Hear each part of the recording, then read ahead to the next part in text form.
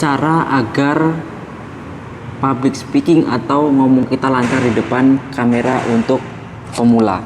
Nah, ini seperti yang saya pelajari ya teman-teman, bahwa ada 7 cara untuk orang-orang yang mungkin mau belajar ngomong agar tidak grogi, agar bisa berbicara lancar di depan kamera. Ini dari awal saya pelajari walaupun belum sempurna. Nah, kita saling berbagi. Nah, untuk teman-teman yang mungkin mau belajar setiap harinya, kita untuk membuat episode-episode setiap harinya untuk belajar menjadi lebih baik, lebih pede, belajar ngomong dulu, berani mulai, kemudian kita untuk menyampaikan informasi kepada teman-teman kita yang di media sosial. Nah, untuk teman-teman yang pertama adalah kita harus belajar berbicara di depan cermin. Nah, maksudnya gimana? Cermin yang ada di hadapan kita ini kan sebagai motivasi kita ya. Misalnya nih ada cermin, kita kan melihat kita sendiri gitu, bagaimana cara kita menyampaikan, bagaimana cara kita berbicara, bagaimana cara kita gerakan badan kita itu, bagaimana tangan kita gini-gini dan sebagainya. Ini yang saya pelajari. Nah, dengan demikian ketika kita sudah bisa belajar melihat cermin, akhirnya kita setiap hari kita terus bangun tidur kita lihat cermin, kita bicara. Nggak usah lama-lama lah teman-teman, kayak di video-video yang saya buat.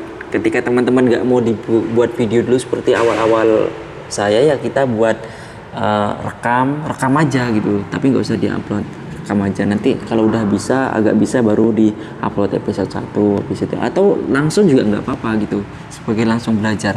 Nah, kita melihat cermin ini kan seakan-akan kita belajar ya, melihat diri kita sendiri. Jadi kita kalau dalam kamar, apalagi teman-teman yang ada sebagian orang yang introvert ya, yang sulit untuk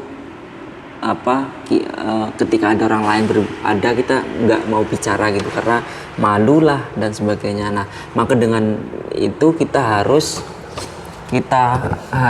melihat cermin ya teman-teman. Kita harus melihat cermin. Ketika cermin itu kita lihat, kita akan belajar pada diri kita sendiri nih. Kita melihat cermin bahwa kesalahan kita apa, kelirunya kita apa, kurangnya kita di mana, kita tahu.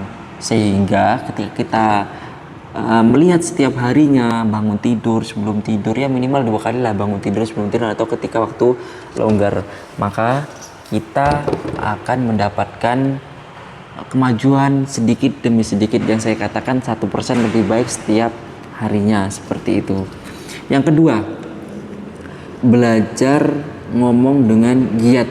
Nah, dengan giat ini yang saya maksud adalah ketika bangun tidur, sebelum tidur, atau waktu yang tertentu lah yang teman-teman suka itu, di mana waktu luangnya, atau setelah kerja, atau sebelum pergi kerja, atau sebelum sekolah dan sebagainya. Belajarnya dengan giat gitu, betul-betul bahwa kita ini mau bisa gitu, bukan hanya sekedar ngomong, tetapi kita giatnya itu dalam arti ya kita menyampaikan. Misalnya kita target durasi 3 menit ya, pokoknya setiap episode, setiap kali kita belajar itu harus sampai ke target kita 3 menit, nanti capai 5 menit atau 10 menit. Nah, itu belajar giat untuk menyampaikan apa yang kita ingin sampaikan. Selain itu juga kita harus ada kedisiplinan dengan kegiatan-kegiatan yang kita lakukan tadi ya teman-teman. Makanya nggak boleh bolong-bolong. Misalnya hari ini belajar, besok enggak, hari ini belajar, besok enggak. Kita harus terus kita belajar gitu ya teman-teman. Yang ketiga kita untuk pemula, bahwa kita itu harus menguasai materi. Nah, mungkin ya buat kita orang yang belum mempunyai pengetahuan yang banyak, kita itu bingung mau kita ucapkan apa. Terkadang kalau nggak ada materi, maka kita akan sembarangan ngucap gitu, akhirnya tidak berbobot apa yang kita ucapkan. Meskipun kita belajarnya ngomong ini, setidaknya kalau kita ada materi itu ada 2 nilai sih. Yang pertama kita belajar ngomong, yang kedua kita juga belajar menyampaikan materi. Tapi kalau teman-teman mau fokus 1, belajar ngomong aja, udah ngomong aja, tidak dipermasalahkan. Nah, itu cara yang ketiga, bagaimana kita dapat menguasai diri kita yang yang kita mudah bisa gitu, yang mudah kita jalankan. Yang keempat, bahwa kita harus menyampaikan dengan bahasa-bahasa yang kita pahami. Nah, misalnya teman-teman gini ya, berbicara kita dengan teman-teman yang ada di sekitar kita, kita kan biasanya melihat teman-teman kita yang berbicara dan sebagainya itu kan dengan bahasa-bahasa mereka ya, bahasa kita sehari-hari lah pokoknya. Yang penting kita berbicaranya pakai bahasa, kalau kita menyampaikan seperti ini ya, di video-video seperti ini di media sosial, kita harus berbahasa Indonesia. Meskipun diperbolehkan menggunakan bahasa lain, tapi kalau misalnya ini tidak hanya untuk suku tertentu, maka kita lebih kebermanfaatannya itu menggunakan bahasa Indonesia. Mengapa?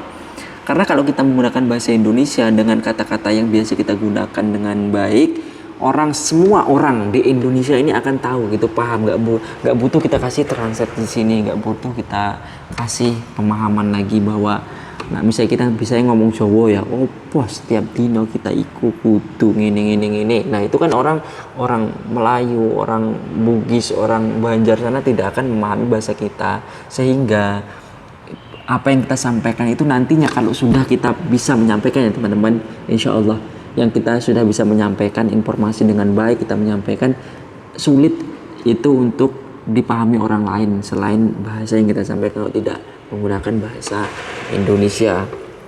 Nah seperti itu. Yang selanjutnya, yang kelima, yaitu intonasi teman-teman. Intonasi intonasi suara yang kita sampaikan itu ya sebaiknya harus naik turun gitu. Misalnya kita menyampaikan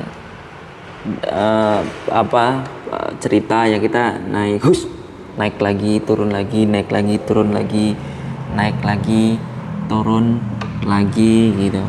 Nah itu seperti itu, bahwa nggak boleh datar aja. Misalnya gini, kayak orang baca berita, teman-teman dimanapun berada semoga dalam keadaan sehat. Nah teman-teman, pada hari ini saya ada di rumah sendirian nih, nggak ada orang-orang. Nah saya pengen bikin konten nih, tapi bingung kontennya apa, nggak tahu naskahnya ya, teman-teman tolong dibantu ya. Nah ini kan sesuatu hal yang datar gitu, nggak ada intonasinya gitu. Jadi kalau orang mendengarkan itu bisa jenuh. Nah teman-teman,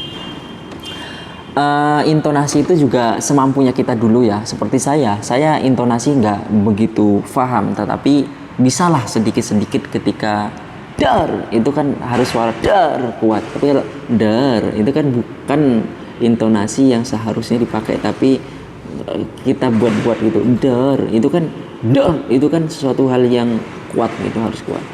Hah? Apa? Kaget gitu. Nah ini intonasi seperti itu. Yang selanjutnya adalah yang keenam, kita harus membuat materi. Kita kan sebagai pemula nih, kita harus membuat materi. Kalau bisa teman-teman nanti ditulis lah, nggak apa-apa. Kita sebagai misalnya teman-teman mau bercerita tentang perjalanan teman-teman dari mulai bangun tidur sampai tidur lagi. Nah teman-teman tulis dari awal bangun tidur. Yang ditulis bukan cerita keseluruhan ya, tapi poin-poinnya aja. Bangun tidur misalnya ke kamar mandi, sarapan, terus pakai sepatu. Nah teman-teman bisa rangkai nih. Jadi setelah saya bangun tidur, saya itu langsung ke kamar mandi ya, saya bersihkan diri, sikat gigi dan sebagainya. Setelah itu saya mengerjakan ibadah sholat subuh, kemudian saya membaca bla bla bla bla sampai habis. Nanti setelah itu teman-teman tulis lagi yang lainnya. Jadi naskah itu kalau bagi kita untuk memulai itu sangatlah penting ya teman-teman. Nah itu nggak usah panjang-panjang, kita kan 3 menit 5 menit, poin-poinnya aja, nggak usah semuanya kayak cerita kita tulis, enggak. Terus yang ketujuh nih, yang terakhir, jangan takut gagal. Ini yang paling penting teman-teman, bahwa banyak orang-orang yang berhenti, banyak orang-orang yang tidak melanjutkan apa yang mereka cita-citakan ini karena takut gagal gitu. Jadi sebelum mulai takut gagal, sebelum perang takut gagal. Orang misalnya mau usaha nih, belum lagi berusaha, belum lagi membuat usaha, sudah takut rugi, maka tidak akan jalan. Seperti kita membuat konten yang seperti ini, tidak ada gagal sama sekali. Jadi konten ini akan terus ada, akan terus kebermanfaatan ketika dilihat kita bisa introspeksi diri, kita bisa belajar dari konten ini sampai 10 tahun ke depan masih ada konten ini yang dapat kita lihat. Nah, tidak ada kata gagal, adanya kita untuk berbenah, belajar untuk menjadi yang lebih baik setiap harinya. Jadi jangan takut gagal, terus lanjutkan apa yang kita inginkan. Semoga kita ya teman-teman sebagai kreator yang biasa, yang belajar mulai dari awal, bisa mengembangkan diri kita kepada hal-hal yang kita cita-citakan untuk bisa. Mungkin itu ya, semoga bermanfaat. Salam sehat.